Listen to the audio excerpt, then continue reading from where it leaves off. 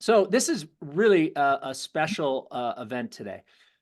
This is something that Tim doesn't do very often, but we've asked him to come in and to speak to the tribe community and to all of you about what I think is probably the most important topic of the year for 2024. So before we get into the business planning tool, which Tim is going to demonstrate and teach to you, I want to quickly introduce Tim Braheem. For any of you who don't know who he is, I'm sure the majority of you do, but Tim was a Hall of Fame loan originator out of Southern California and did so at an epic level for many, many years, originating billions of loans all over fax and telegram. So, I mean, it's quite impressive, the numbers that he put up. Billions is a little bit of an exaggeration, but maybe hundreds.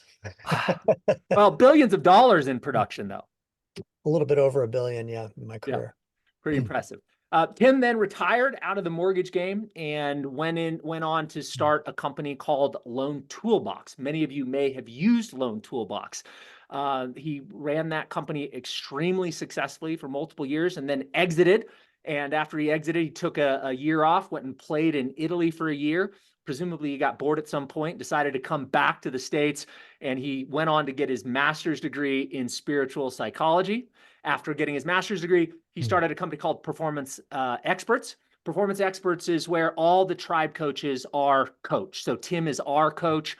Him and his team over at Performance Experts I can't even describe the transformation that I've seen with myself and the tribe coaches over the last 5 years working with Tim. So we're grateful to have him here today. And the topic he's going to talk about is business strategy planning. And before I hand it over to Tim, and of course, RG, feel free to jump in here as well. This is a process that my team has been undergoing for the last year. Not so much the intricacies of knowing your numbers and the strategic planning up front that Tim has just released this new tool, but the focus on the lead indicators above and beyond just the lag indicators has been transformational for our team, because it used to be we'd make 10 calls and we'd get 5 loans. It used to be that we would go out and meet with a realtor and they'd have 5 referrals to give us. And that's just hasn't been the case over the last year. So the shift or pivot from focusing on the lag indicators, which are the closings and the referrals, to the lead indicators, which are the activities that generate those referrals and those closings, has been great for our business, but also great for our mindset and great for us psychologically, because we can finish a day and say, look, I nailed all those lead indicators that I know is going to generate business in the future. And that day's a success because I did the work that day. RG, I want to turn it over to you because you did an incredible presentation on mindset just recently. Yeah, I mean, focusing on what you can control and knowing the things that you can and should be controlling are incredibly important in this market. I was fortunate to go through this exercise that Tim's about to take you through back in 2017, and it shaped my business in some pretty unique ways, and it helped me deal with some fears I was having, some uncertainties, and just, sometimes you're on autopilot and then you don't know why you're not getting where you want to go as quickly or as easily. This takes you off autopilot and really helps you get very clear on what's important. So I'm excited to have Tim share this with you. I'm going to learn a lot from it myself. But I would sincerely encourage you all to go through this exercise yourself, because it will set you up for an amazing next 10 plus years. And it will help you realize that the things we're struggling with from an identity perspective, from a purpose perspective, those were all typically tied to our results. This is going to be very much tied to our activities, and it will help reframe what's important right now. So excited for it. Right on. Well said. Tim, we'll turn it over to you, my friend. Thanks for being here. We appreciate you. Thanks for having me. And I don't mean to start off the first 6 minutes of this call by correcting you on more than one occasion, Josh, but I would never get tired of Italy. That's not a possibility. So that's not why I came back. But that's a whole nother story for a whole nother time. So welcome, everybody. And over the course of the next 40 minutes or so, I'm going to present a tool to you that we're going to give to you for being a part of this call that I think you're going to find to be incredibly valuable. And I want to encourage you to to access it, to download it, and most importantly, to implement it. But before we get to the tool, I guess what I want to say is that I'm going to toggle back and forth between being on screen and sharing my screen, taking you through this tool, doing a little bit of teaching, interspersed within the tool itself. And I guess the first thing that I want to say is that I've been fortunate to own, I don't know, I guess it's been 5 businesses now in my life, and never took a business class, learned by being in the trenches and doing it so many times. And they've been in different capacities in different industries. I mean, I've owned a restaurant, I've owned a coaching company, I've owned 2 e-learning platforms now, and of course, owned a mortgage company. And in that period of time, what I've been able to observe in my experience is that all successful businesses, no matter what industry they're in, know their numbers, and they make their business choices and their decisions on where the company is going based upon what the numbers tell them. And unfortunately, in the mortgage business, a lot of originators really don't know their numbers. And the interesting thing, and I don't think it's by coincidence, I think it's, by design, is that the successful originators that I know, and I know a lot of them, I coach a lot of them, and I'm friends with a lot of them, are the ones that really understand their numbers in granular detail. And then, as I said, make choices as to where they're going to spend their valuable, precious, and important time based upon what those numbers reveal. So I want to implore you after this call today to use this tool and to really understand your numbers, because it will reveal to you some important information that will drive your future success, especially in a market like this one, where there's no shortage of ideas of things to do. I often get asked the question, hey, Tim, should I pursue realtors? Should I pursue financial planners, CPAs, divorce attorneys, bankruptcy attorneys, human resource directors? Which one should I? I'm like, they all work. All of them work. But are you going to be great at one of them? And that's, I think, the first teaching point that I really want to make today is that the secret to success, in my mind, has always been about being great at one thing or maybe 2 things. You don't need to be great at a lot of things, but you need to be great at something. And the word great is an important word to use, because there are a lot of people out there that are generalists and that are okay at a bunch of things. And that distraction to chasing the shiny objects, which I'm sure we've all experienced on this call, and diving into just too many things that dilute the focus from being a master at 1 or 2 things is really it's really the Achilles heel of a lot of people. So what I want to do, I want to share my screen. I want you to take notes. I want you to know that later in this call, we're going to open up for Q&A. This is a 75-minute call. Let me just tell you what the agenda of this call is. We're going to go through this tool over the next 35, 40 minutes, and I'm going to teach, as I said, interspersed within the tool. Then from there, I'm going to show you a platform that you should be considering becoming a member of, which is a new platform that exists called the Loan Atlas. And then after I'm done showing you that, we're going to open it up to Q&A for the last, say, 15 or 20 minutes of the call. And I want to make sure that I'm here to coach you. Josh and RG are here to coach you, and we can answer, questions that you have about improving in your business in today's market. Okay, so let's get started. Sharing my screen. And here we go. All right, so this is the tool that you're going to be getting after the call. And it is a business planning tool that is geared around knowing your numbers. And there are going to be certain fields that we're going to ask you to complete. And when you complete those fields, it's going to lead you down a path of understanding where your focus needs to be. There are 3 tabs at the bottom of the spreadsheet. The first tab here is knowing your numbers. The second is your plan for execution. And the third is the lead tracker scorecard. Okay, so let's start with the first tab. Let's go with the pledge that Josh wrote. He worked on this with me. The pledge: I owe it to myself, my family, my team, and my legacy to seize the most of my potential every day. The genius is in the execution. So we have to always keep that in mind, that it's what we do, what we take action with, that will lead to our success. So in orientating you, these yellow fields, team, are the ones that you're going to want to fill in. You can change these numbers. You can change this to 5,000 as an example. We're back to the 4,000 I had in there.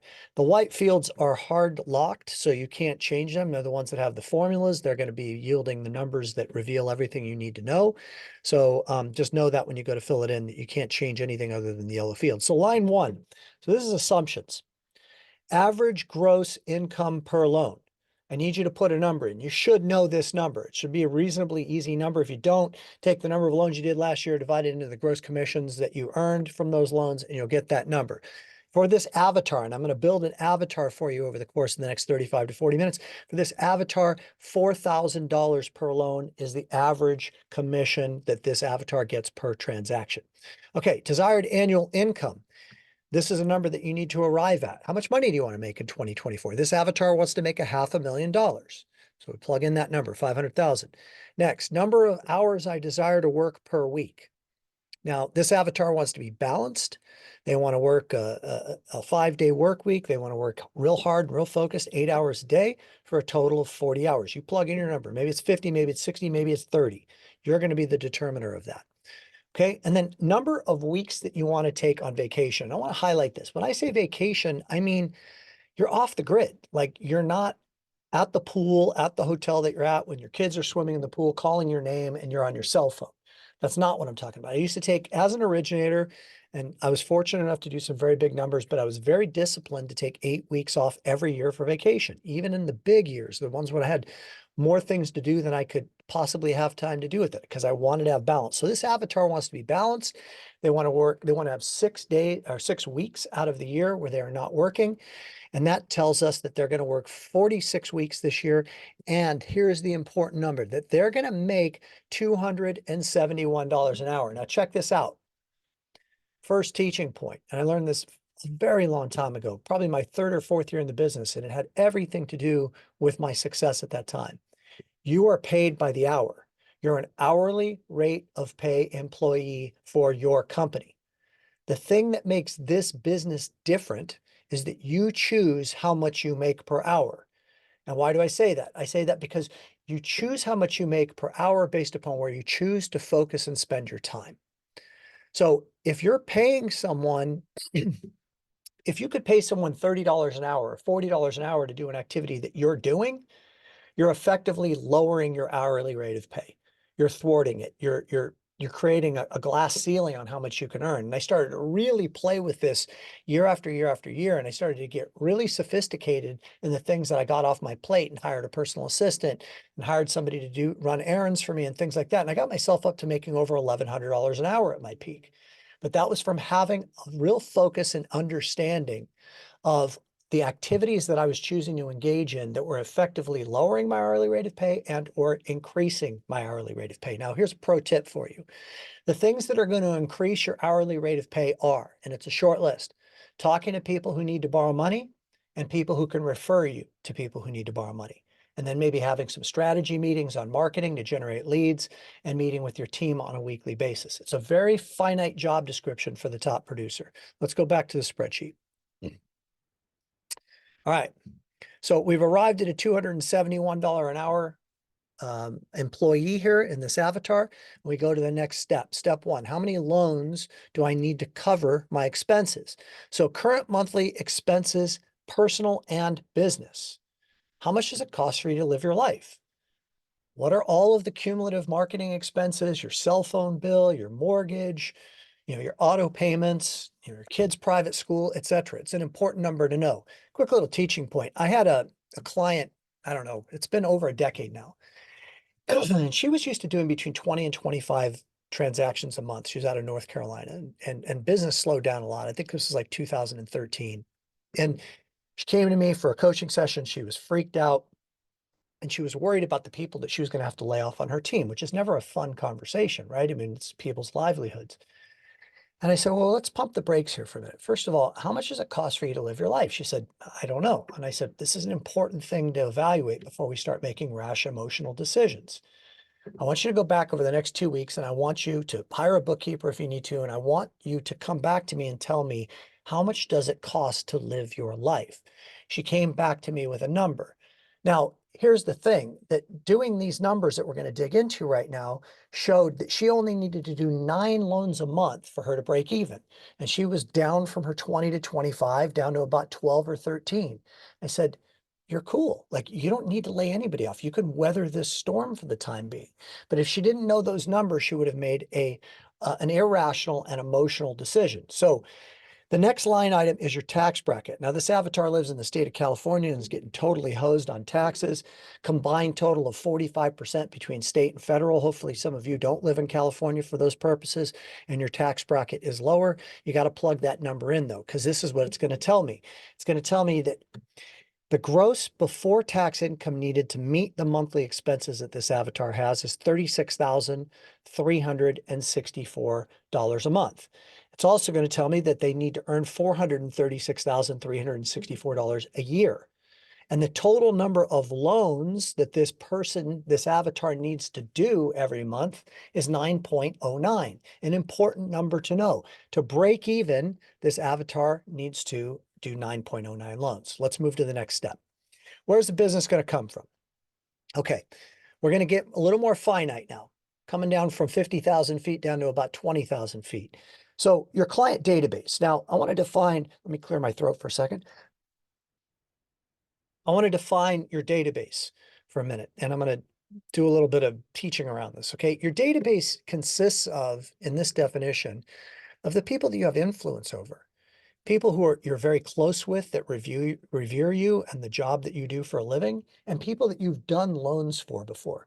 I'm not referring to a random Rolodex of phone numbers that you've accumulated over time and you don't even know the people, okay? I talk to loan originators all the time that say I have 2,000, 3,000, 4,000 people in my database, but they're doing, 4 loans a month. Something's wrong there in that equation. If you truly have a relationship with those people, you're not doing 4 loans a month. And that's what we're going to be really going for here when we get down to the runway, is what are the daily disciplines and activities that you need to be engaging in to put you connected with this group of people. At my peak, and my best year ever is 2004, I did 676 loans. I only had a little under 1,100 people in my database. But you know what? There were relationships. Those were real relationships. I stayed in touch with them. They knew who I was, and they kept coming back to me and referring friends and family members to me because of my database management strategy. So how many people do you have in your database? You need to put that number in here. In this particular avatar's case, they have 500 people in their database that they have relationships with. On average, my clients do a new loan once every, you pick the number. This is a yellow field. I put 5 years. I think that's conservative. Sure, over the last 2 years, very few of them have done loans. Part of the reason for that is because you haven't been in touch with them and providing them with options and opportunities of things that they could be doing right now that might better their financial situation, which we'll get to maybe in the Q&A. But I put 5 here. I think that's a conservative number. You go back to 2019, I think you would agree that everybody in your database has done at least 1 loan, and some of them have done several in that 5-year period of time. Now, what's your closing ratio on eligible loans from past clients? I picked what I consider to be a middle of the road number here, 50%. This is for an originator who's probably staying in touch with their past client database a bit, and the phone rings, they pick it up, and they get some deals. My percentage was much higher than that. It was in the 80% range. For some of you, unfortunately, it's less than 25% because you're not staying in touch with them. And I want to get to that in just a moment as to what you need to be doing and saying right now to stay in touch with your past clients. But let's stick with the numbers. Closing ratio of 50%. So what that tells me is that there are 50 deals on average, some years much more than that, some years less, but 50 deals on average, or 4.17 deals a month from your past client database. This sheds some very interesting light. In this particular avatar's case, at $4,000 alone, that means there's $200,000 in income on average in their database sitting there waiting for them, and it highlights the importance of staying in touch with the database. Now, of those clients in your past client database, what percentage of them will refer at least 1 person to you a year? You can monkey with this number, 5%, 10%, 20%. Again, it depends upon how intimate you are with this group of people. I put 10% here. What that tells me is that there are 50 more deals, or another 4.17 loans available as leads from my past client database. Now, what percentage of those people are we closing? Out of those 4.17 leads, I put 35% here, just to pick an arbitrary number for this avatar. So 35% of those 50 loans a year that I'm going to get referred to me from my past client database are going to actually go with me. And what that tells me is that I'm going to do 1.46 loans, or a total of 17.5 loans a year from this past client database. And the cumulative sum total is 67.5 loans, or 5.63 loans a month. Now, let's talk about database management for a minute. So the reality of it is that a lot of originators don't stay in touch with their past client database for one primary reason. They don't have a plan and they don't have time. They get really busy. Their database calls them. You're slammed like you were in 2020, 2021, first half of 2022. Okay. And you're just picking the low hanging fruit, but you're not executing on a consistent, stay in touch with, proactive database management strategy. Now, remember something, database management is relationship management. That's what we're talking about here. You have 500 relationships in this example. How are you managing those relationships? What level of connection and intimacy do you have with them? And are you top of mind consciousness? Are they thinking of you when they have a question as it relates to finances, and in particular, real estate finance? Okay, so dripping on them on a consistent basis is really important. Calling them on a consistent basis is really important. And there are technologies like Slide Dial that you can use to efficiently stay in touch with your past client database. I used to call my entire database 2 to 3 times a year with a random message. Hey, it's Tim Braheem with First Rate Financial. Just want to give you a call and say hello. Happy 4th of July weekend. I'm sure that you and your family are getting ready to do something fun. Be safe. Keep an eye on those kids with the fireworks. If they happen to burn your house down, give me a call. I'll do a home improvement loan for you. And let me know if there's anything that you need from me. Thanksgiving, I call them then. Valentine's Day, I call them then. Not at Christmas, you can, but like I wanted to call them during random times when they weren't expecting it. One message, you hit 500 people, staying top of mind consciousness. Now, if you have not established a strike rate with your existing clients, you need to. And that's the number one homework assignment that I have for you for this entire call. What do I mean by a strike rate? A strike rate is the rate that you have concluded with that client that if it were to become available vis-a-vis the reduction in rates, it would make irrefutable sense for them to move forward with either a refinance, a debt consolidation loan, or they would want to sell their house. Do you know who in your database wants to sell but is locked in because they view their current mortgage as an asset rather than a liability? A lot of people. There are people at 2 7/8, 3 1/4, 4%, 3 3/4, whatever it is, that can't justify selling their house right now at an interest rate that's available of say 7% in the existing marketplace. But would they be willing to sell it for 5 3/4? Would they be willing to sell it for 5.5? Is it going to make sense for them to consolidate that $30,000 in credit card debt and the auto payment that they have and the HELOC they took out with their credit union that you didn't know about when rates hit 5 7/8? Having that conversation now is critical when you have the time. Now, the reason that originators typically don't call their database because they say, I don't even know what to say. I mean, they have 2 7/8. I mean, there's nothing for me to talk to them about. Well, that's because your objective is the wrong objective. If your objective is to get a deal, I understand your dilemma. But what if the objective wasn't that? What if we made it easier? What if the objective was to just say hello? What if the objective was to connect with them? What if the objective was to ask them how they're doing, how their family's doing?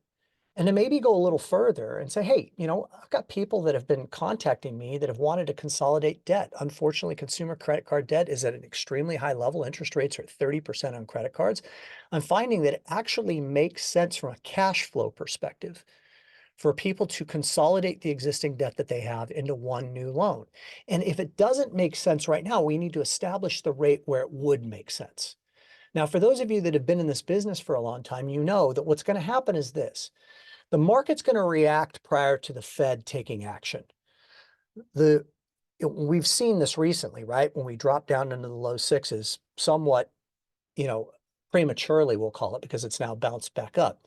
But there's going to come a point in time where the economic data starts to show that we're slowing down. And I believe we're heading in that direction at some point in time in the not too distant future. Mortgage-backed securities are going to rally Feds doesn't have a meeting for another 40 days. The headlines aren't going to be out there that rates have dropped, but they will drop. And the question is, do you know who in your database would want to take action, would want to sell that home because they've been locked up in that home for 6 years? And when you add COVID into the equation, it feels like 10. And they want to be in a different school district, or they want to have a home office, or they want to have a swimming pool in their backyard, but they can't justify making that move yet because rates are too high. So back in the day when I used to do this kind of stuff, I would have these crazy days, team. I mean, it was like nuts. So I'd get home and I'd look at my wife. I'm like, I can't believe what's happening. She'd be like, what's going on? I'm like, I locked 13 loans today. And based upon my math, I'm going to make over $100,000. And they're like, and she's like, how did that happen? I was ready for it. Like, you wake up in the morning, you turn on CNBC, you see the 10-year bonds rallying, you check MBS Highway, you see mortgage-backed securities are rallying, and you're like, oh, boom, I've got 13 people in my database that I've already had a conversation with weeks and months ago, where we determined that when 5 7/8 becomes available, I have your permission to lock your loan, get you reapproved, and move forward with consolidating that debt or refinancing your existing indebtedness. Now, what typically happens is that rates drop, all hell breaks loose. Loan originator goes to the office, is scrambling to try to figure out, who do I have that's eligible, engages in a series of back and forth phone conversations where you're leaving messages and you're trying to have the conversation with them now while your phone's ringing, while you have other opportunities, while you don't have staffing in advance to be able to facilitate the demand. I want you to get rid of all that. I want you to have those conversations now, and in your database, establish the strike rate. So you can run a report. 5 7/8, I've got 13. When it hits 5.5, I have 14 more. When it hits 5 1/4, I have 21 people. And that way you can staff up accordingly. And that way you don't have to have conversations where you go back and forth about whether they want to refi. That's already been determined. You talk to them about that in November. You talk to them about that in December. So it's a simple conversation. Hey, guess what, RG? I got great news for you. That rate we talked about 4.5 months ago, I got it for you. I locked you in. I got you reapproved. The next payment you make is your last payment at $271 a month, more than you should be paying.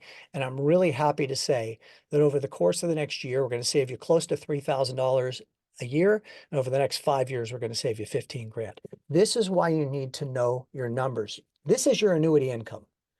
This is the annuity income of an originator, their database. Okay, let's move back to the spreadsheet. So as we make our way down, we move to strategic partners right here, okay? So how many strategic partners do you have? In this avatar's case, number of referrals from strategic partners. So in this avatar's case, what I have highlighted is that per strategic partner, this avatar is going to get 1 deal a month. Realtors, accountants, financial planners, insurance agents, divorce attorneys, bankruptcy attorneys, etc. Talk to too many originators that have 50 real estate agents and do 4 loans a month. You don't have 50 real estate agents. You have 50 acquaintances. I'm talking about real relationships, the ones that are going to actually refer business to you and be a strong advocate. And we could talk about this in the Q&A if you want me to give you some scripting on exactly how to get referral partners to refer you the way you want them to refer you. But back to the spreadsheet, 1 deal a month which is 12 deals a year per strategic partner. How many strategic partners you have? This avatar has 10. Okay, so that means that 120 leads should be expected to be received, or 10 a month from your referral partners. What's your conversion ratio? 25%. I picked a low number intentionally here. Back to my topic of scripting. If only 1 out of every 4 people they refer to you are actually going with you, it's either where they're getting their leads from that's the problem, or how they're referring you, or maybe both. And the name of the game here is, how do I get that number up? Let's take a look at that for a second. So if we take a look and we just change this number to say 50%, okay, it goes from 2.5 deals a month to 5 deals a month. Well, what does that tell me? Well, that tells me that there's probably a real important value in spending some time on the scripting as to how that referral partner refers you and coaching them on that. And again, I can go into the details on that in a little bit. In this particular case, This avatar is getting 30 deals a year or 2.5 a month from their strategic referral partners. All right, consumer direct. Some of you may be doing that. Social media marketing, direct mail. I used to do a lot of direct mail, a lot of telemarketing back in the day. 10 deals, number of leads generated, or I should say not deals, but leads, number of leads generated from consumer direct campaigns, 10 leads a month, 120 a year. I picked a very low percentage on conversion because traditionally consumer direct marketing does have a lower percentage of conversion. Okay, and what this yields, and I picked low numbers here just to highlight another point, is, all right, so you're going to get 0.6 deals a month or 7.2 deals a year from your consumer direct marketing strategy. So my question to you is the juice worth the squeeze? Is it making sense for you to spend as much time? And I'm not, believe me, I used to do consumer direct marketing a lot, so I'm not negative on it. I'm just saying that in this particular example, does it make sense to spend so much time if that's all you're yielding? Or do we look at it a little different way? How do we get that 6% up? How do we convert more of those leads so it makes sense? If I can get this up to 15%, okay, now all of a sudden I'm getting a deal and a half a month. Now it's starting to pay for itself. Okay, but at 6%, it may not make any sense. Again, the numbers are telling me some things here that I need to be looking at. Okay, so where will my plan land me? Under this avatar's example, they're going to get 8.73 loans a month. Remember, the number was 9.09, so they're falling short. At an average gross commission of $4,000. Total income from loan origination is 418 grand or 34.9. Again, a little bit short of the need to cover the $20,000 in the cost of living this particular person's life. But we've got one other field here to fill in, which is gross non-mortgage additional income pre-tax. Maybe your spouse works. Maybe you have a rental property. Maybe you've got some nice assets that are yielding some dividends. We don't want to forget about that number. I put in 100 grand here because this avatar has a spouse that works, which is another $8,300 a month gross. All right, so what is this summary current plan versus my needs? This particular avatar has financial needs of 436 grand, current loan origination goals of 500 grand, current projection of them making 518 grand, which is a sum total of these two numbers here, 418 and 100, and they're banking $82,000 a year. If this number, let's just pick a number here, let's say that their eligible loans out of their past client database drops to 25% because they don't stay in touch with them. Now they're in the red. See how that works? So this is why goofing around with these numbers, plugging them in, checking them out is really important. Okay, now we move to the plan for execution. Let's drop down to the runway now. We were just at 20,000 feet.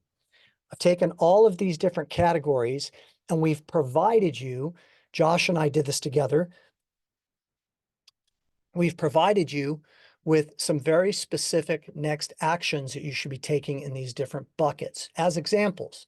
Now you can certainly come up with others for yourself based upon, what your area of expertise and focus is. Now, the first thing I want to show you is this, is we want to change the current to the current date. So we're at 2/27. It's going to change all of these dates. It's going to take you out for a year so you can track your activities. This is where business planning comes into place and holding yourself accountable or partnering with somebody in your office or gamifying it a little bit, by having a little competition with a couple of your colleagues, etc. So if you want to call 5 people a day in your past client database just to connect and to establish a strike rate, if you accomplish that, you put an X in the box. Okay, so they did it today, they didn't do it the next day, they didn't do it the next day, and it's going to give you your total here so you can see if you're tracking on your goals.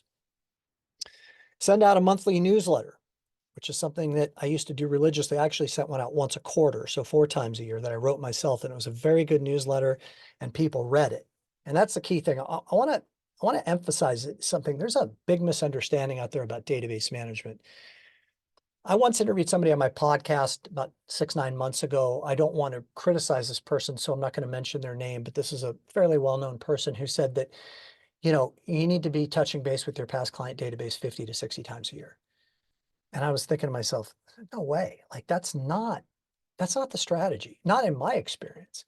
I touch base with my past client database somewhere between 8 and 10 times a year. 2 to 3 voice broadcasts, that quarterly newsletter, a personal handwritten note card, an annual mortgage planning review. That's about it. It's not about the number of times you stay in touch with them. about the quality of the connection. Are you making an impact? Are you becoming memorable from that interaction? So I want you to think more of quality of contact rather than quantity of contact. The more we ratchet up the quantity, what typically suffers is the quality, and it becomes white noise. If I'm sending somebody something 30 to 40 or 50 times a year, I become white noise. I don't want to be white noise to anybody. I want to make sure that when they get something from me, it's valuable and they remember me, because the loan originator with the most friends wins. And that's what we're looking to do here, is we're looking to make friends and to find common connections and common denominators with them. All right, so I'm going to go back to this. I'll give you a couple more examples. We'll move to the next category. Film a video and send out with HomeBot every month. Send out a weekly market update video or educational email. I have a friend and client, Michael Regan. If you listen to my podcast, his episode was the January 1st episode. Every Monday, he takes the MBS highway report from previous Friday. He does a 3 to 5 minute video, sends it out to everybody in his past client database. Good strategy. All right, let's move to, and there's more here that you can read when you download the template. Consumer direct marketing. Create 3 reels for Instagram weekly. Send out 5,000 direct mail pieces for HELOC debt consolidation monthly. Send out $500 worth of YouTube pay-per-click ads monthly. If you don't know what pay-per-click ads are, again, back to the Michael Regan conversation. So you've experienced this on YouTube. If you don't know what it is, you go to watch a video and an ad pops up. And then after like 10 seconds, you can click and get past the ad.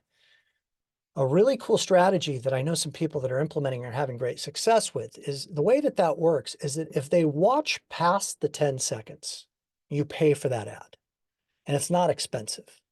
If they click at the 10-second mark as soon as it's over, you don't pay for it.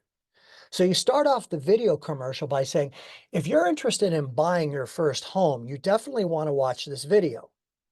Now you're filtering out the people that aren't interested in your ad, and they're going to click and leave and you don't pay for it. But the people that continue to watch are qualified leads. In November, Michael got 3 deals from YouTube pay-per-click ads, and his spend on a daily basis was, I think he said $5 a day, if I'm not mistaken. I need to go back and listen, which, you know, that's not very expensive. He's spending $150 a month to get 3 deals, 2 USDA loans and a government, I think it was a VA loan that he said. All right, let's go back to the spreadsheet. Cover a couple more here. Let's talk about realtors. Call 3 agents, 3 agent partners, and ask about their biggest challenge and strategize on how to help them solve it. Go on Caravan with my agents twice a month. Hosting a one-to-many presentation a quarter, bulletproof buyer, lunch and learn, etc. I mean, the great originators that I know are getting in front of one-to-many type situations.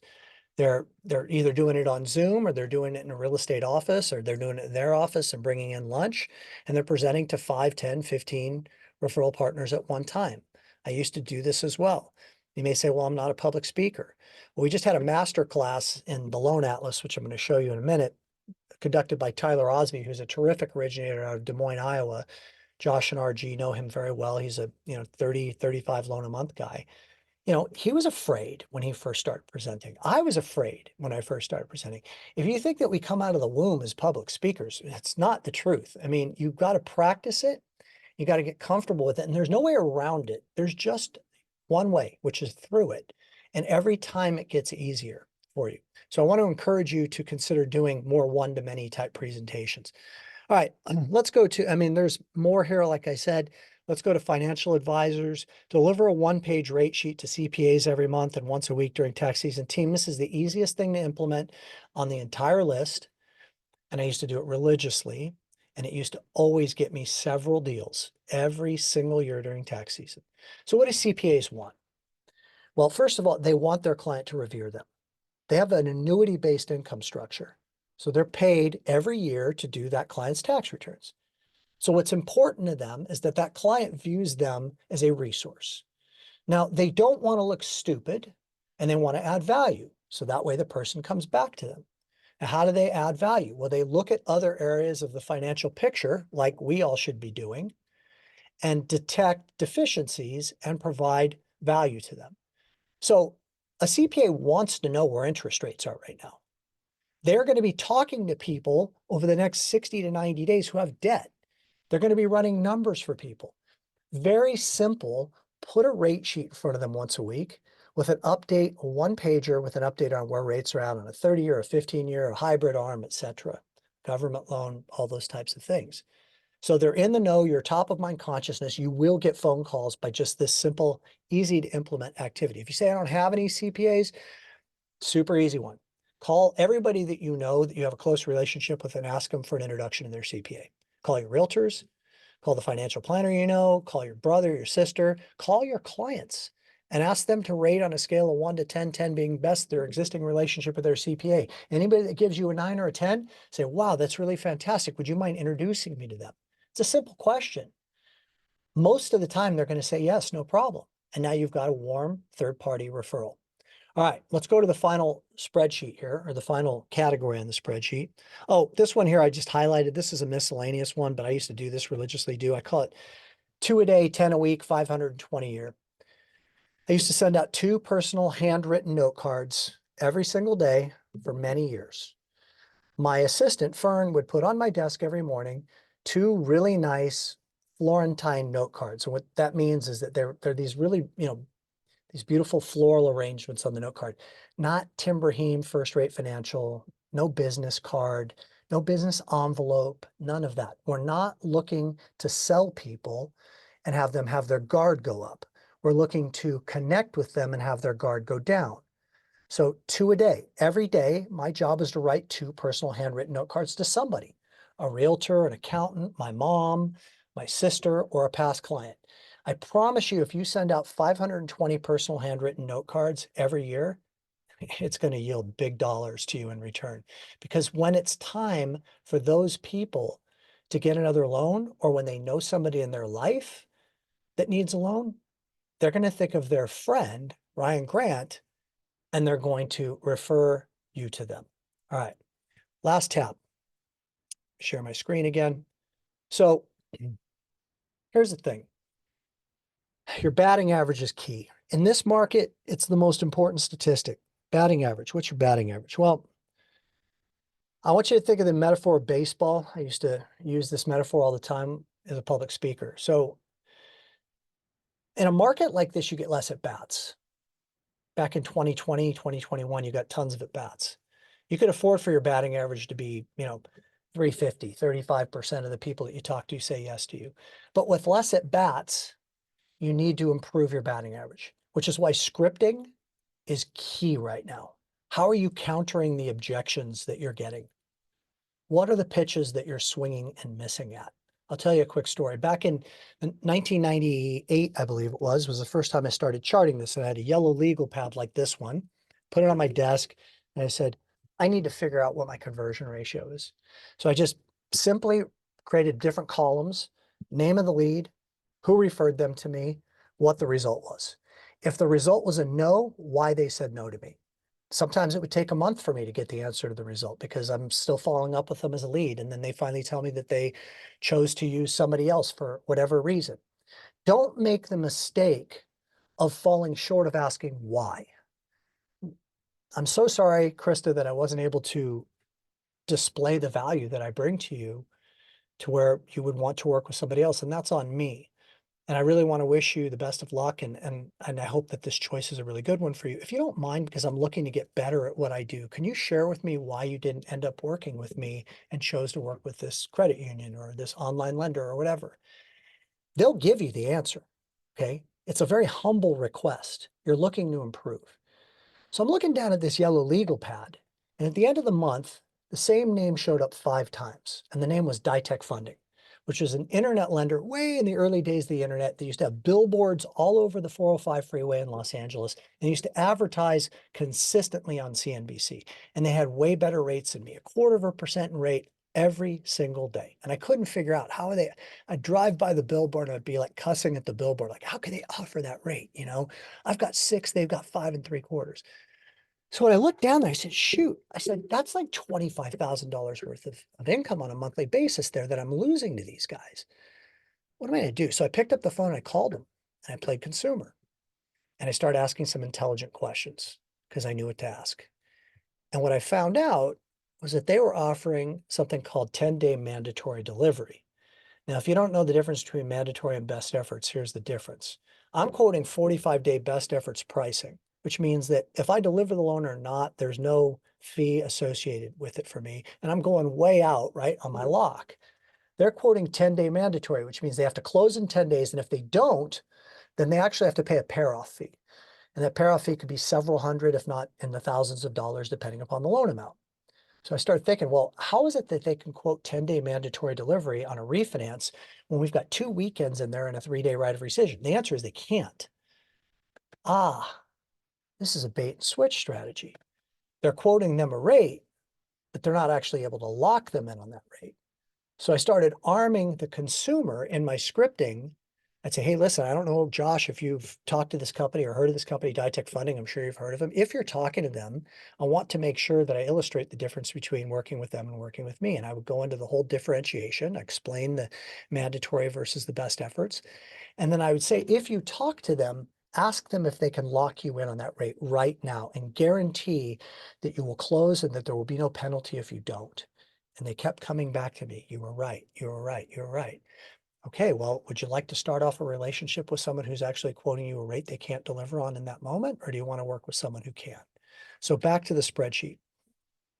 I want you to start tracking your batting average. Okay, I just simply want you to add in here, and this goes down every month of the year.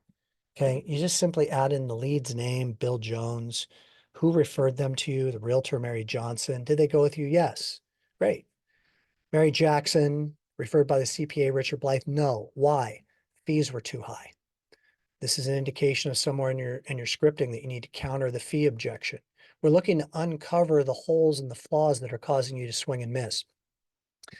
Scott Evans, referred by real estate agent Kate Winger. Yes. Julie Wykes, referred by CPA Scott Bertone. No. She went with her credit union. Over here, it's going to chart your batting average. In this particular avatar's case, 50%. 1 out of every 2 leads this avatar's closing, which is pretty darn good. But over the course of this getting filled out every month, you're going to start to see the areas in your presentation process that are flawed. And you're going to need to be able to work on scripts to counter those flaws, because when you do, your income is going to rise dramatically.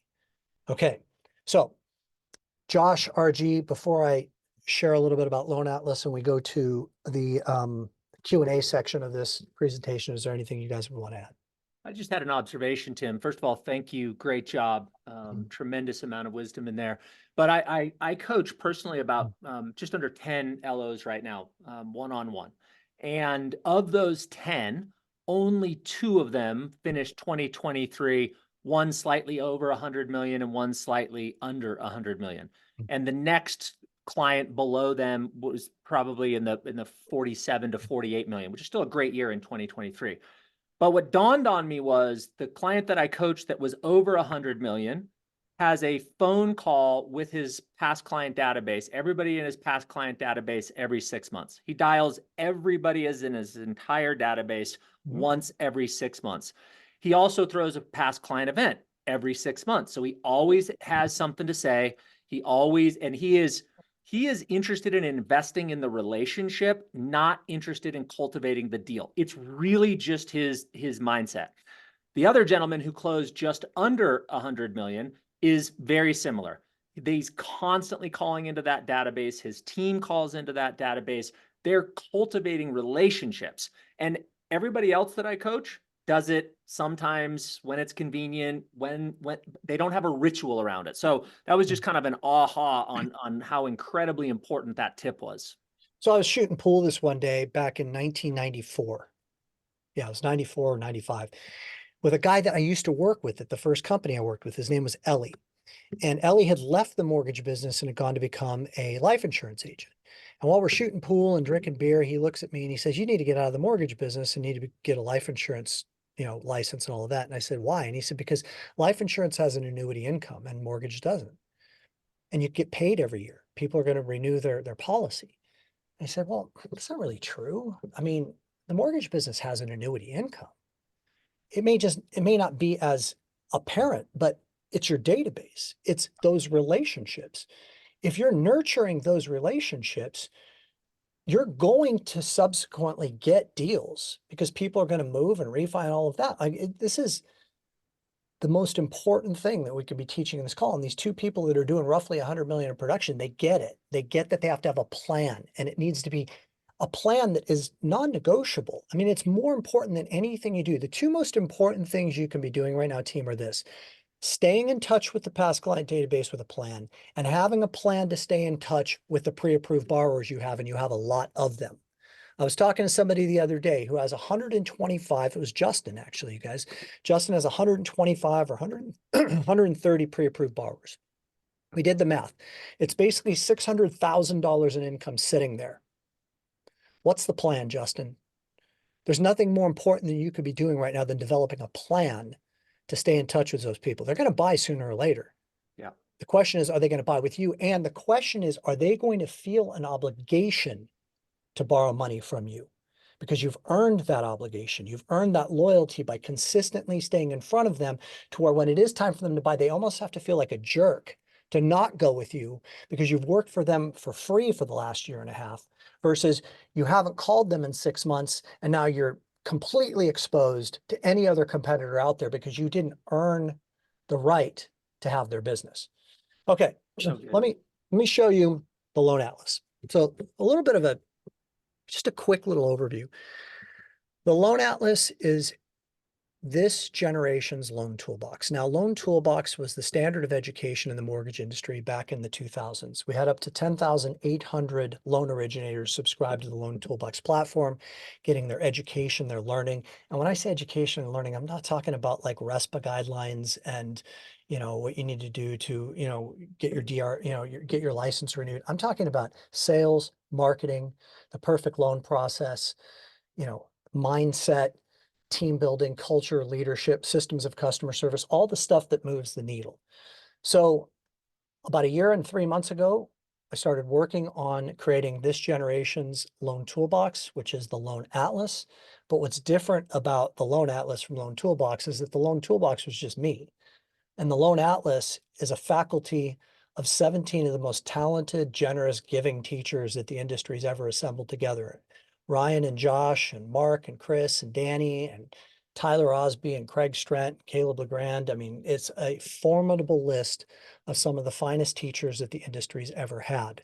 I want to show you very briefly a little bit, just a small sample of what the Loan Atlas is, because I think that all of you should be considering becoming members. This is, as Ryan Grant says, the MBA of the mortgage industry.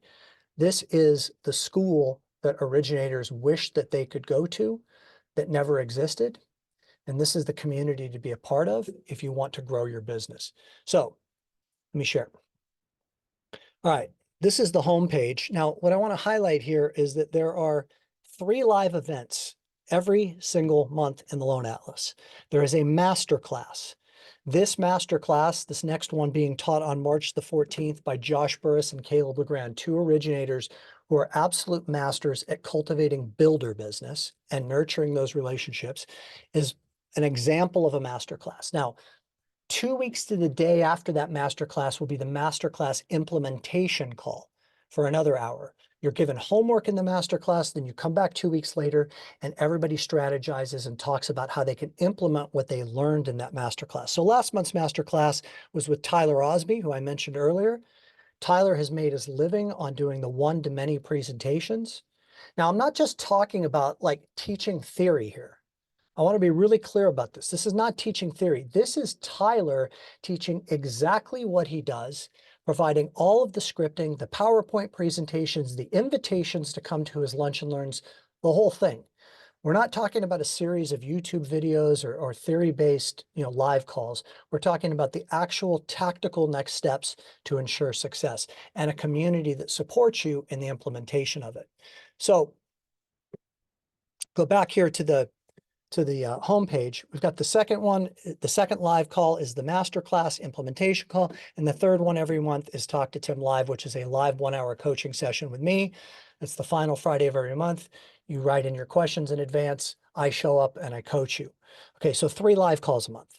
Now, there are different ways to navigate the site.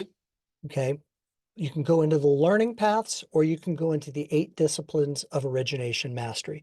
Let's take a look at the learning paths. This was just released. super proud of it. I think it's really cool what Scott, my partner, has done with this. So let me see here.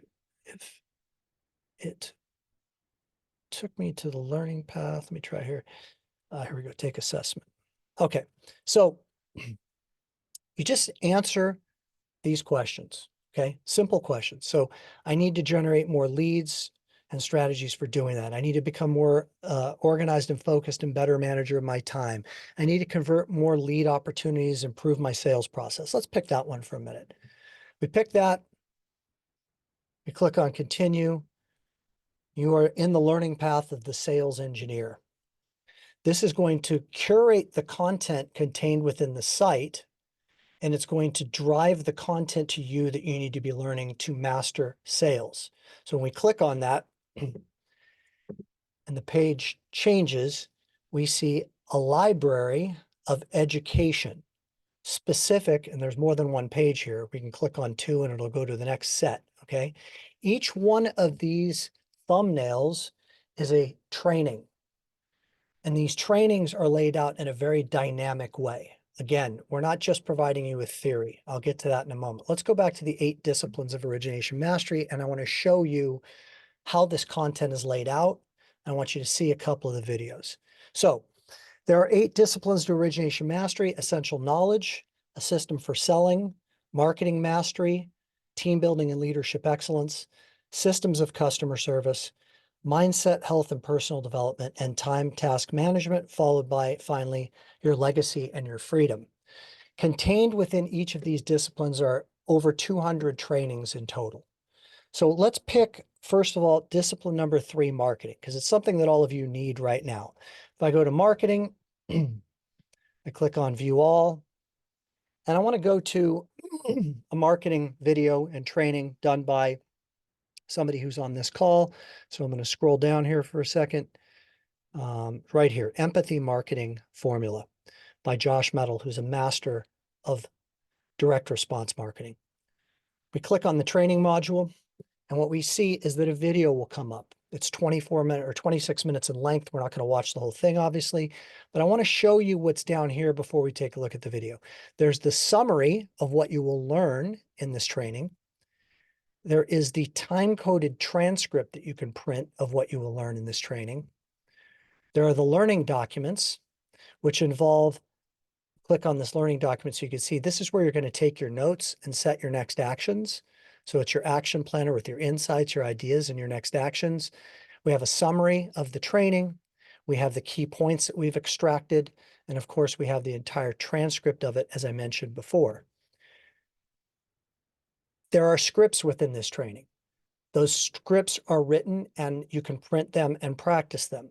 We have support documents. He's provided several here, 4 different support documents. So here are some email signature examples that he gives you of how to make sure that your emails are professionally displayed. Here are some email examples that he gives you. It's quite impressive when you start to dig into the Atlas as to how much of a resource it is. And then finally, we have complete your lesson. And this is where you have a 7-question assessment to ensure comprehension and understanding of the content. Let's take a quick peek at the beginning of Josh's video.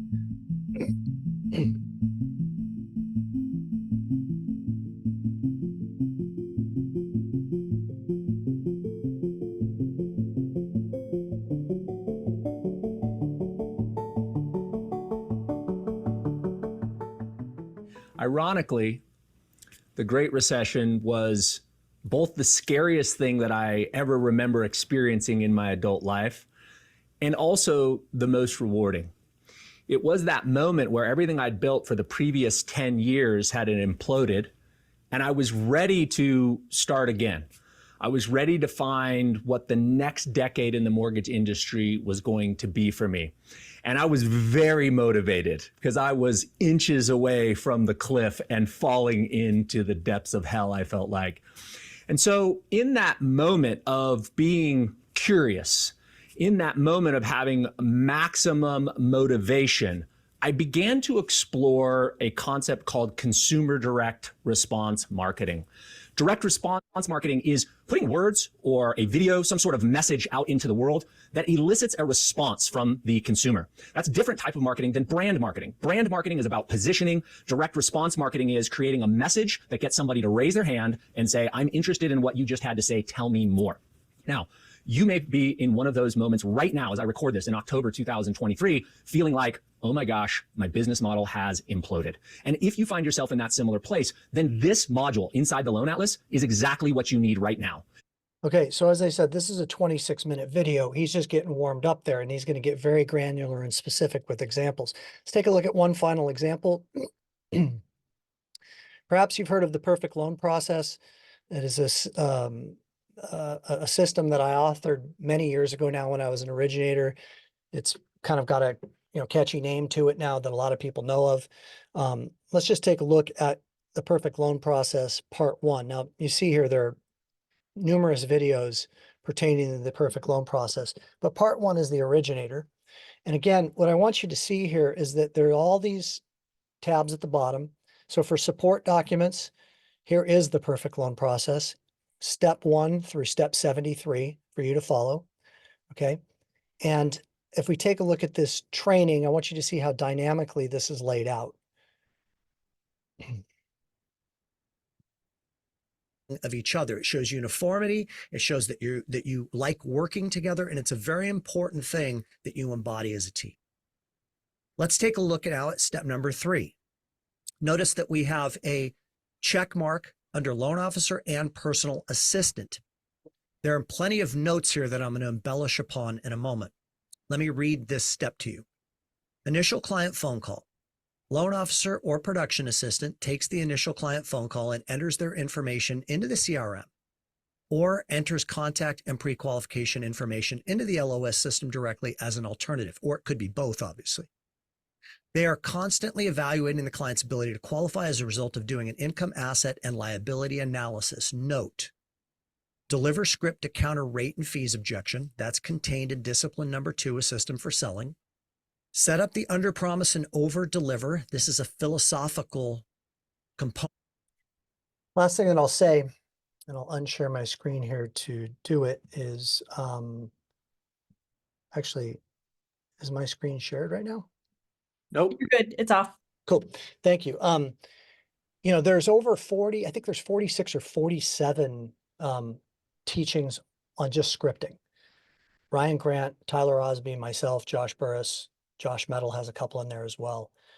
The scripting alone right now on how to counter, your rate's higher than the internet lender, that my credit union has a better rate on that 5/1 ARM. I've got to give out 3 business cards. I'm a real estate agent. My owner broker requires, all that stuff. We've got you. These are the best scripted teachers in the industry on exactly what you need to say to be able to convert more people in today's market. So in closing on the price, and then we can go to Q&A, the Loan Atlas is, so I want you to think of this as, like I said, the MBA of the mortgage industry. And I want you to think of this as coaching at its highest level. Coaching for a year typically costs $15,000 to $18,000 for a good coach. This is a fraction of that cost. It's $349 a month. You pay monthly, but we have a special price for you for being on this call today. And the price is 29% off. So it's only $249 if you purchase before the 8th of March. So we're knocking $100 a month off as a part of being a part of the Triibe database. Triibe no longer exists in the sense that Triibe has become a part of the Loan Atlas. So all of the teachers that you are used to in Triibe are now a part of the Loan Atlas. And last thing that I'll say is that this is just going to keep getting better, gang. We're just getting started. Personally, right now, Josh and I are working on creating a massive marketing library. There'll be 20 different PowerPoint presentations along with the notes from the teachers on exactly what they say when they deliver presentations. There'll be, newsletters to send to your database, weekly business and life tips to send to your referral partners, etc. That'll all be released by summertime. So thanks for hanging in there with me as I went through that. I want to now open it up to Q&A of myself, Josh, or Ryan. And it could be Q&A on the Loan Atlas, of course, but most definitely could be Q&A on anything that we can do to help you with your business. Tim, So before fire we away. go to Q&A, can I just share my screen and show one thing that Yeah, is yeah. going to be helpful for folks? Thank you. Yep. So if you click the link in the chat that Krista dropped, what you will end up at is this web page. And of course, there's an overview of the Loan Atlas. There is the 8 disciplines of origination mastery. And as you scroll down here, you'll see the exclusive offer where you can click to become a founding member. And then if you scroll down below that, again, there's a link to become a founding member. And if you just want the tool, the business planning tool that Tim went through, you just click on that button right there and you'll be able to receive that tool. So I want to make sure everybody saw that in case anybody has to drop off. Thanks. That's an important thing because sometimes it gets lost in that landing page, and definitely want you to get your free business planning tool. So thanks for pointing that out. Yeah, my pleasure. Okay, questions. I wasn't monitoring the chat, so I don't know if there's any questions in there that we should be fielding. No, I didn't see any questions in there, but I encourage anybody to just come off mute or raise your hand, please. We got a boom. Excellent talk, sir. That's pretty cool. Thank you. Thank you very much. Yes, how can we help you? What are you struggling with and dealing with right now in your business that you have a question about? And don't be shy. It always ends up being that like nobody has a question, and then as soon as somebody asks a question, there's 7 more. So be the first one to leap forward. There's still 27 people named Krista. We'll just call on her and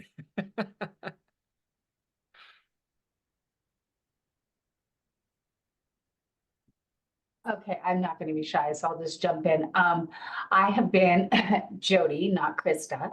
Hi, Jody. Josh did my very first home loan for me, and I will tell you he was phenomenal because we had some trials with my loan because my husband was self-employed and it's when the market crashed in 09. So Josh went to bat for us and we are still in that home. So thank you, Josh. But anyway, so I've been in the industry since 2015, started out as an LOA, have a processing business, but now I'm starting to work more into originating. So is this program great to I feel like I know a lot because I'm a guideline guru and everything, but I think I lack on the part of getting referrals or maybe not knowing how to do these presentations, kind of a little nervous. So is this like a great program to kind of help me to promote my business, to excel to another level?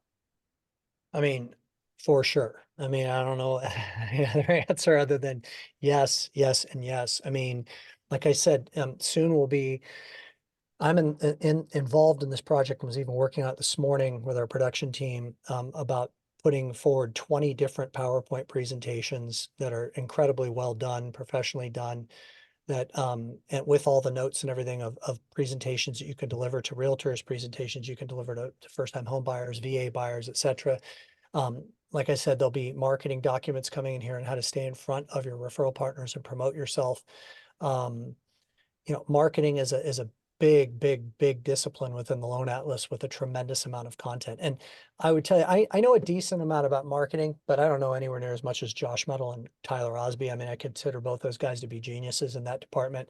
I do know a lot about how to develop referral partner relationships. And I personally have, I don't know off the top of my head, but somewhere in the neighborhood of 6 to 8 trainings alone of just mine in the Atlas in terms of how to develop relationships with realtors, accountants, financial planners, life insurance agents. Yeah, and they're lengthy. I mean, they're meaty. There's very specific questions to ask when you meet with them for the first time, all of that kind of stuff. RG, you've got your hand up. Yeah, I was just gonna say, Jody, when I first started, I would look around and I would see all these really great originators and people that were doing a lot of business, and I would see their marketing and I'd go to their, listen to them present to realtors. And I was like, man, there's such a big gap between where I am and where they are. And I would go so far as to listen to their stuff, write it down, and then try and make it my own and rewrite the words because I didn't want them to think I was plagiarizing it, even though I was clearly plagiarizing it. This is a shortcut to that. If I would have had this when I started, it just shortcuts the time, energy, and stress of trying to come up with everything on your own. And the fact that there's so many people on this faculty willing to give so openly is not something that's happened in this industry before, right? Most people have kept their stuff, and it's kind of like their secret or their competitive advantage. I think what we've realized is if we want to make this mortgage industry a much better, much more valuable industry, then we have to lead that charge. And so I think you'll get everything you need right away.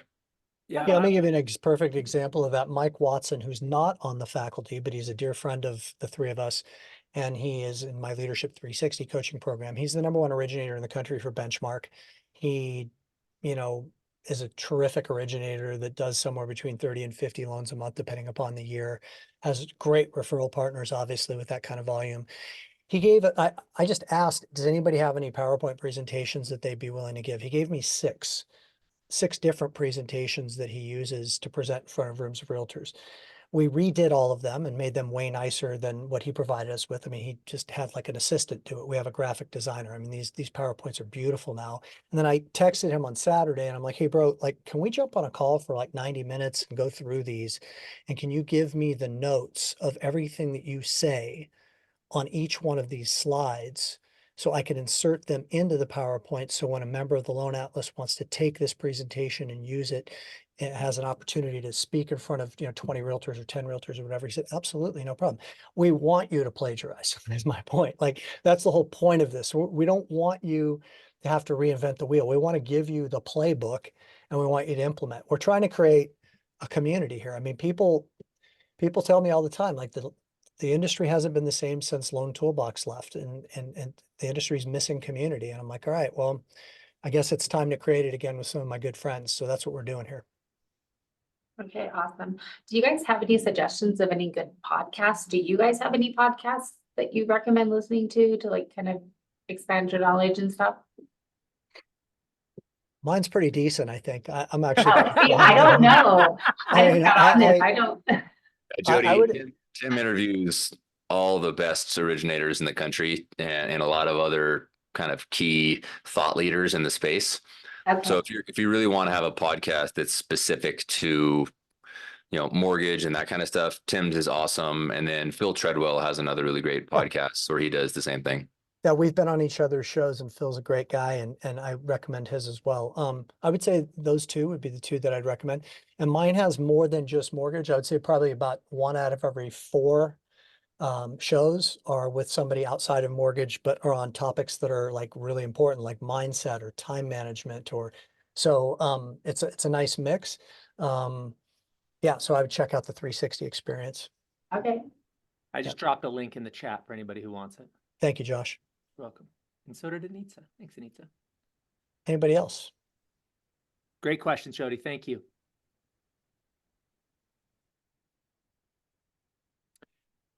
Tim, I want to throw a quick question out if nobody else is going to raise their hand. Okay. I perceive that the past client database is one of the most fertile opportunities for 2024. There's no inventory for homes. So who has the inventory? Our past clients that are sitting in those homes. And sooner or later, the tide's going to turn and those people are going to need new homes. What if I've done a terrible job staying in communication with them? I haven't been relationship oriented and it feels really awkward to change my style and become that relationship loan officer. Could you coach me on how I could overcome that self-limiting belief that I've never showed up that way, the way I'd want to for my clients, and it feels awkward to do it now? I'd have to know a little bit more about why you don't think it's your style. But if you're saying that the reason that it's hard for you is because you've never done it before. Because see, that's the thing, is that we feel like, it's like our buddy Tyler said in Austin, he's like, we all have this belief that they're sitting around wondering why you haven't called them.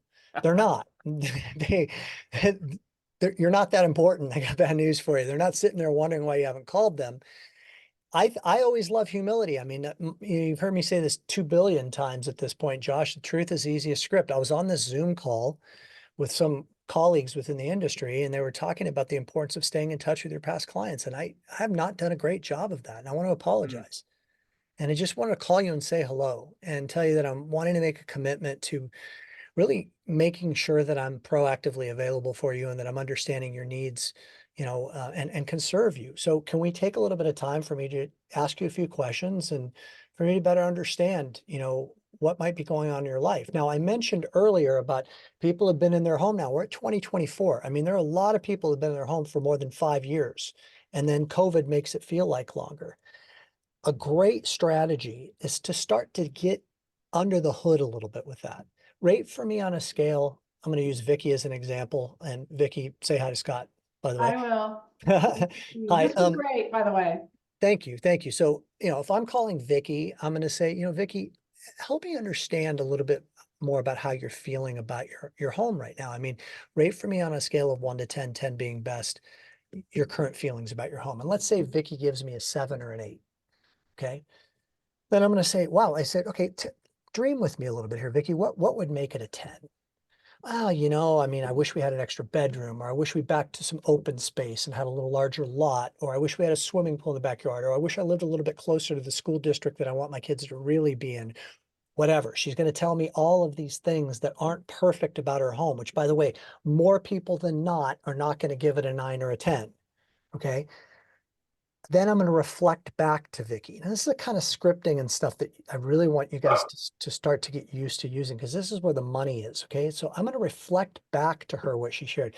So what I heard you say is you really wish that you had a swimming pool in your backyard so you could have more pool parties. And I heard you say that you really wish you had a home office because your commute involves a lot of traffic, and it'd be nice if a couple of days a week you could actually be at home working. Is that right? And she says, yes. Now I'm like getting her to feel. I'm getting her out of her head and into her feeling of like, okay, let's run some numbers. It probably isn't right now because we've got you at 3.25 and currently rates are at 6 7/8. But I want to run some numbers because a lot of times I'm finding people think that delta is bigger than it is, because we have to take into consideration the after-tax benefits of buying a new home. Okay, and what that higher rate actually yields in the way of tax deduction. So then I'm going to run some numbers with Vicky, and now we're going to establish a strike rate. We're going to move the numbers around. Okay, Vicky, what if we were to get to 5 7/8? That still feels like a little bit too much. What would it be worth? What to have that swimming pool, to be closer to work, or to have that home office? Okay, what additional money would you be able to afford to pay and comfortable paying more than you're paying right now? Well, I'm comfortable paying, $1,000 a month more. Okay, so now we've zeroed in. Vicky, we need to be at 5 3/4 to get you into that neighborhood that you've identified you'd like to be in. I'm going to watch it for you. And when rates become available, as we start to get close, I'm going to call you. We'll get to the low 6s. I'm going to say, hey, Vicky, guess what? We're only 3/8% away now from that 5 3/4. Probably not a bad idea for us to start talking about anything you need to be doing to spruce up your current home, because you're going to maybe list it before too long. Probably not a bad idea for me to introduce you to a real estate agent that I think would be an outstanding person to list in your area. These are the types of things that can yield from a conversation like that, Josh. So that's a long answer, but it's hard for me to answer it so quickly and short. Scripting was fantastic. And I think what we'll do is transcribe it and send that specific past client re-engagement script out when we do the follow-up. So thanks, Tim. I think that was great. You're welcome. One thing I was going to ask is, are you guys going to send out this recording, or can we get this recording? I was going to record it, and my battery was dead on my iPad. But Yes.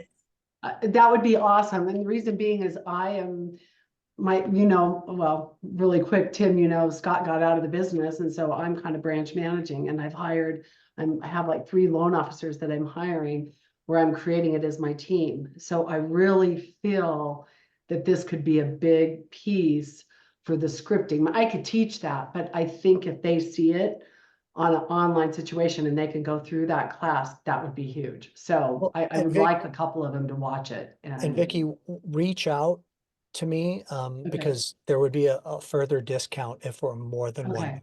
Okay. So, and by the way, it is going to be, when people start to expand their teams, we all know that you end up not having the time to train your teams properly. This is going to be an outstanding training mechanism for people who are building teams. Yeah, the biggest thing that I'm trying to figure out, we're with Guild, Cherry Creek, a branch of Guild, and they have so many incredible systems in their databasing and how we get our leads in and how we track. It's incredible. So to try to see what you were doing on that sheet, that's why I downloaded. I want to go play with it to track the leads and to see those things. It all does it in our system. It's just taking, it's information in, information out. You got to put the information in order to get the information out. That's the problem with half the loan Sure. officers these days. So Sure. that's what I want to go play with and look at. So it was great. This was a great call, honestly. Thank you. Thank you for being here.